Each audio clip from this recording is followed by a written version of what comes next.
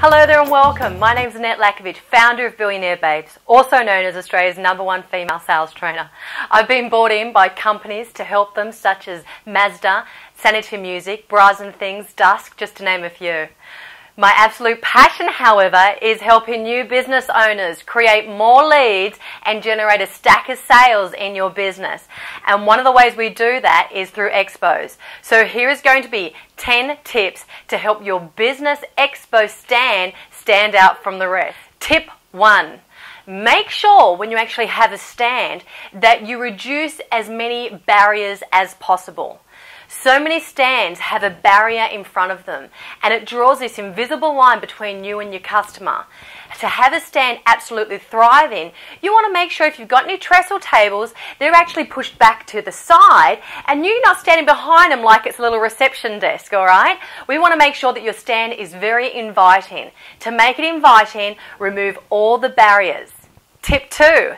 When you actually have all the barriers pushed back, make sure you've got things that are just slightly in reach for your customer to grab, like pamphlets, books, any of the products that you're selling. A lot of people push it right to the back and expect the customers to walk all the way in. But remember, there's an invisible line between the stand and where the customers are. So you want to be able to have things that is slightly inviting and it's just behind that invisible line, but it's not all the way at the back of your stand that makes them walk in.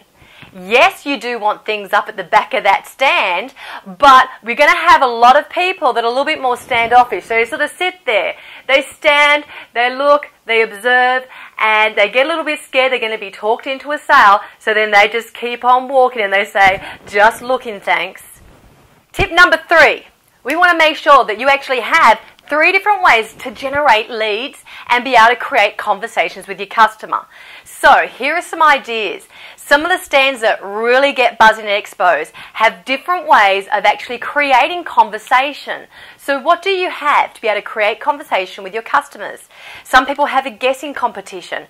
I know one business once it was a fitness stand and they had guess the difference in the calories of these 3 different chocolate bars. They had 3 chocolate bars that looked quite similar, but they had a very big difference in calories and fat. Now, to enter the guessing competition, the person had to write down what their answer was, of putting it in order A, B, C, of which one had the most calories to least calories, and then they put their name, their phone number, and their email address. In the drawer it goes, and you've got a lead. Some businesses want to invest a little bit more money and have one of those big chocolate wheels and they spin it and you have different freebie prizes. Now the reason why I love the chocolate wheel is it makes a heap of noise. People will hear it from all over and guess what? Because it's noisy, people come to have a look. Because people come to have a look, other people think something's interesting happening in that stand. A busy stand creates more customers. So the idea of these games and little things that you can do to draw attention or to create a little bit of conversation at your stand are things that are fun. It doesn't have to be exactly what your business is about, but it's a way to create attention to your business. So other engagement strategies are competitions. You could have a Perspex lead box and it could have go in the draw to win. Now, do you know how many expos I've been to that I have gone in the draw to win? Maybe I haven't won, but hey, they've got my details and I have had absolutely no contact from them. That's a big loss of business because you now can send them an opt-in email to be able to send them on your email links to be able to get them involved in knowing more about your business, sending them heaps of value, lots of education, and eventually upselling them to buy if they don't buy at the expo. Another engagement strategy is surveys. Why don't you do some 30-second surveys? Hi sir, I'm just doing a 30-second survey. How are you enjoying the expo today? Great, what exactly did you come here for? Now to do any engagement, it's what are some conversation starters? And that goes into tip 4. Conversation starters. What do you do to get the conversation going? You've attracted people into your stand, or perhaps you've started to just talk to somebody because they've stood there for just a little bit longer than normal and you can see they're slightly interested in eyeing off one of your brochures. What do you do to get the conversation going? Have you practiced some open questions? Open-ended questions start with what, how, who, why, and when. If you have a question starting, I'm just curious, when did you get here? Oh, only 5 minutes ago. Fantastic. Well, I heard that's an absolute hoot out there. By the way, another open question. What specifically did you come here for today? Oh, wonderful. Start a conversation. Now, making sure that we've got conversation starters for you and also your team. Your team need to know what to do. We have extroverts and we've got some introverts as well in our team members. So if you've got staff that are manning your stand, do you actually get them to role play? Do you get them to practice it? Because the extroverts, they're fine. They love it. They can get out there. They can create conversations with people. But some of your staff members probably don't love it so much, and they're probably really just freaking out and got a lot of internal dialogue going on, worried that they're going to be judged. So what type of role playing are you doing? I remember one business that I did a lot of work for, that when we had a stand with them, we practiced the handover. I was one of the consultants for their business, and we had some of our administration reception girls there as well. So what we got them to do was practice some meet and greet. Hi, my name is and you are. Do you mind me asking what brings you today to the expo? Fantastic. Well, look, I think Annette will be able to help you with that. Let me just get you to grab a seat over here and I'll let her know when she finished with the customer. By the way, have you read this? They practiced handover strategies, so it was so smooth. And on the day, guess what?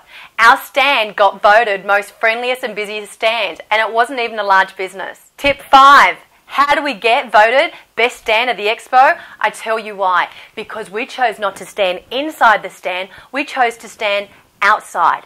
Remember about that invisible line I told you about? That invisible line, many people seem to stand in their stands and they've got more like a security guard type of posture. Well, that's really inviting, isn't it? We want to make sure that you're not standing facing outside your stand. You want to make sure that you look like part of the visitors going through.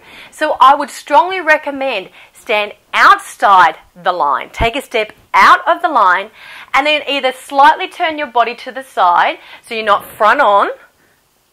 You got side on, which is less intrusive. Or I also sometimes stand back and I'll just talk to people and I'll be looking back at the stand, but I make sure there's a lot of movement around the stand.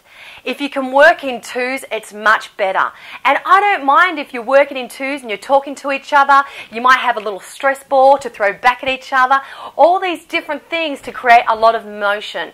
Motion creates attraction. We want to be able to attract your stand, and believe me, it's a lot more inviting to a fearful, scared person that's going to be sold to find out about your business if you're sort of sitting there looking bored, looking like you're not really enjoying it, looking tired, because hey, it does get tired at expos.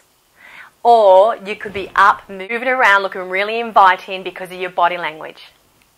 Now, you heard me say stress balls. Let me talk about tip 6. What can you do to grab people's attention? Because sometimes people do walk by and they don't give you much eye contact. They walk with their eyes to the ground, or they sort of look at the products, but they never give you eye contact. How do you catch their eye? Well, have you ever thought about just having something to throw in your hands? Stress balls are fantastic. I even used to use apples. My past life in sales actually started in the fitness industry. So what we used to do, we had a bucket of apples and we'd grab an apple out with a tea towel. We would clean it with a tea towel and we'd say to somebody, hi, catch.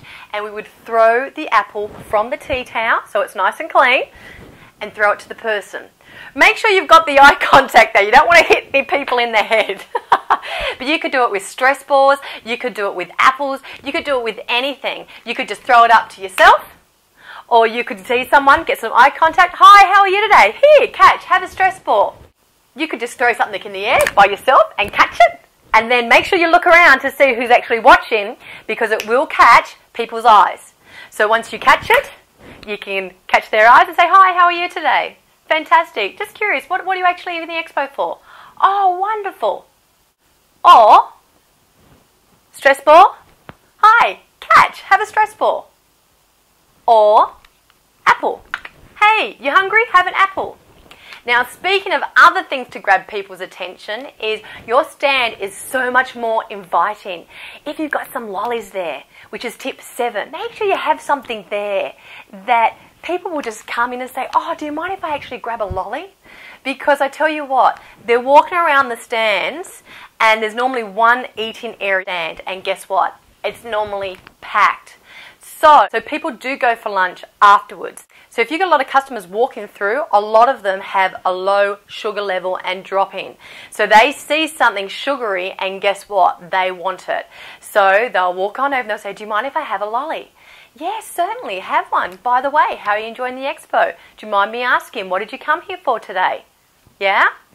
These are just different ways to be able to create conversation, because normally we sit there and then we start to lose our eye contact because we're sick of people not giving us any eye contact, and we wait for that person to come up and talk to us. I tell you what, you will be one that will create the attraction to your stand and the energy, which brings us to tip 7. Now, do you have an expo booth that when a customer comes up, it takes a while to explain your products and services? Well, if you do, I strongly recommend for tip 7 that your booth is customer friendly, meaning that they don't have to stand there the whole time because their legs get sore from standing on the spot. You know that because you'll be there for 2 days or sometimes more with some expos. And you'll have some little bar stools there. So have some little bar stools there, so when you're talking to them, it's easy for them just to lean against the bar stool or to have an easy seat. It's not like they have to go straight over to the lounge and have a big seat, because believe me, some customers are scared. When their bunty touches the lounge, they think that it grows roots and they cannot escape from a pushy style situation. So bar stools are fantastic because it's easy for them to do the fright or flight syndrome. And get little bar tables as well, because it's easy for them to lean against if they don't actually have a seat. So just one thing to add about your bar stool and your little bar table. If you have a corner booth, have the bar table right on the angle of the corner, the front corner. And if you've got a middle booth, make sure that your bar stool and bar table isn't right in the middle. You want to make sure that it's to the side, because if it's in the middle, you're creating another barrier. But you actually have 2 choices there. Now, step 8. How many of you get stuck explaining what it is that you do, or your product or your services? Do you actually practice that? Remember, when you're explaining what your products and services do, that it's not how it does it first. Make sure you go into the very, very benefit and the outcome that the customer will feel and what it will actually give them. So, for an example, personal trainer. A personal trainer once said to me, I once asked a personal trainer, what is it you do? He turned around and he said, I'm a body architect. And I said, that's really interesting. What does that mean? He says, I help people change the body that they've been given. So I help design it through personal training and diet.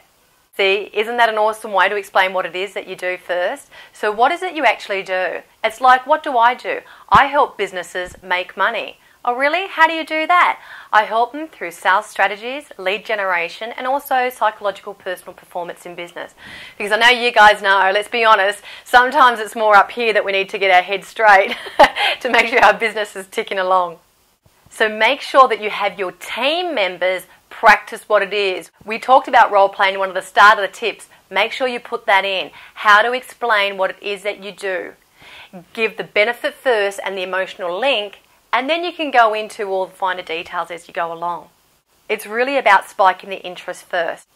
Most people will give you 2 to 5 seconds of a first impression, so if you don't nail it in that first 2 to 5 seconds, you've got a pretty hard mountain to climb up to try and influence them then on your products and services. So make sure you start practicing that.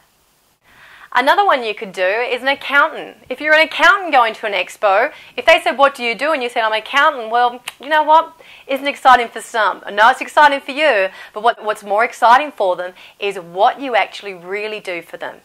You could say, when someone says, what is it you do? You could say, I help people in business have a lot more freedom.